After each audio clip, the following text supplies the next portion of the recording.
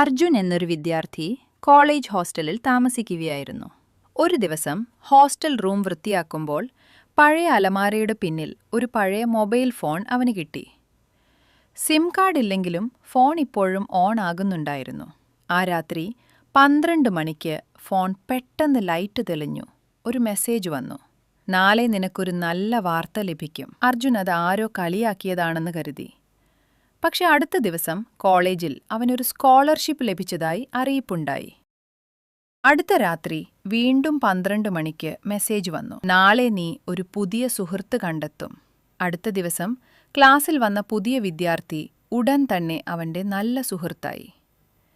ഇങ്ങനെ ഓരോ രാത്രിയും വരുന്ന മെസ്സേജുകളെല്ലാം സത്യമാവാൻ തുടങ്ങി. എന്നാൽ ഒരു രാത്രി വന്ന മെസ്സേജ് അർജുനെ ഭയപ്പെടുത്തി. നാളെ നീ നിന്റെ ഏറ്റവും അടുത്ത സുഹൃത്തിനെ നഷ്ടപ്പെടും. അത് ശരിയാകാതിരിക്കാനായി അടുത്ത ദിവസം അവൻ തന്റെ സുഹൃത്തിനെ എല്ലായിടത്തും ശ്രദ്ധിച്ചു.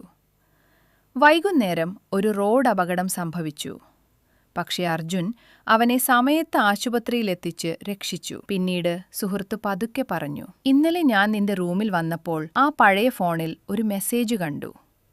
നാളെ അർജുൻ നിന്റെ ജീവിതം രക്ഷിക്കും. അപ്പോൾ അർജുൻ തിരിച്ചറിഞ്ഞു, ആ ഫോൺ ഭാവി കാണിക്കുന്നതല്ല, മറിച്ച് ആളുകളെ രക്ഷിക്കാൻ അവനൊരു അവസരം നൽകുന്നത്.